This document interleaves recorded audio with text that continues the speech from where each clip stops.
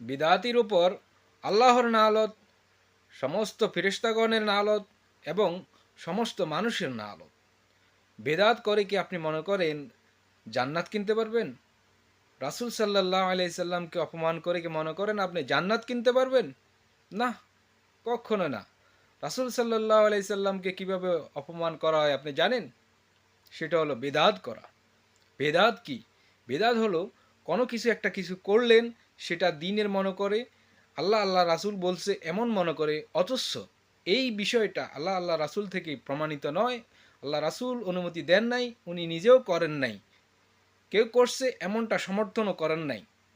সেটাই বেদাত। আর যদি বেদাত করে থাকেন তাহলে আপনার উপর আল্লাহর লানত, সমস্ত ফেরেশতাগণের লানত এবং সমস্ত মানুষের লানত। বেদাত কি? বেদাতের সংজ্ঞা কি? এই বিষয়ে যদি আপনি জানতে চান, আমি সাজেস্ট করব একজন আলেমের কথা।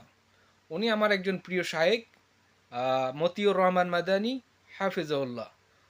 উনি ইন্ডিয়ান, একজন ইন্ডিয়ার মানুষ, তবে ইন্ডিয়া কলকাতা হওয়াতে উনি বাংলা ভাষায় কথা বলেন, বাংলা ভাষাভাষী একজন লোক। উনি এখন আছে সৌদিতে একটা মসজিদের খতিব।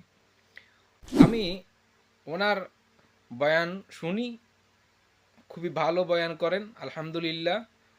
আশা করি আপনি শুনলে উপকৃত হবেন। নাজাতের জন্য ওনার এই বয়ানগুলি আপনার জন্য আমি মনে করি ইনশাআল্লাহ যথেষ্ট হবে। কারণ ওনার প্রত্যেকটা কথা, আমার প্রত্যেকটা ভিডিও আমি দেখেছি, ওনার প্রত্যেকটা কথা যাচাই বাছাই করে উনি কথা বলেন এবং বিজ্ঞ একজন আলেম উনি।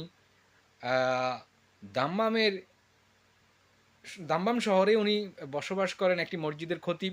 সেখান থেকে উনি লেকচার দিয়ে থাকেন, দ্বীনি দাওয়াত কাজ করেন। আল্লাহ তাআলা ওনার দাওয়াতকে এমনভাবে কবুল করেছেন, ওনার কথা অনেকের মুখে আমি শুনেছি।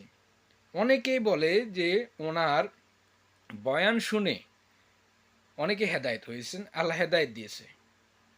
ওনার বয়ানের উসিলা আল্লাহ হেদায়েত দিয়েছে, অনেকে সঠিক রাস্তায় এসেছে। তো আমি সাজেস্ট করব এই বিজ্ঞ আলেমের বয়ান শুনুন। আর যে কোনো বিষয়, আপনি যে কোনো বিষয় জানতে চান, ওনার নাম লিখে ইউটিউব, আজকাল আমাদের দিন শিখাটা খুবই সহজ হয়ে গেছে, হাতের মুঠেই সব কিছুই পাওয়া যায় বলতে গেলে। প্রযুক্তি উন্নতি হয়েছে যেমন আমরা এত সহজে আগে এমন কিছু পাইতাম না। যাই হোক, আপনি যে কোনো বিষয়ে জানতে চান ইউটিউবে লিখে চার্জ দিলেই পাবেন মতিউর রহমান মাদানী। যে কোনো মানে টপিকের পরেই এটা মতিউর রহমান মাদানী লিখলেই ওনার বয়ানগুলো আসবে। আপনি শুনুন এবং দেখুন ওনার কথা কাজ সব কিছু আল্লাহ রাসূলের কথার সাথে মিলে কিনা। যদি মিলে অবশ্যই আমল করবেন, আর না মিলে আপনার ইচ্ছা, ছেড়ে দিবেন। ইচ্ছা নয় ছেড়ে দিবেন, কারণ না মিললে তো করা যাবে না। আসসালামু আলাইকুম রহমতুল্লাহ।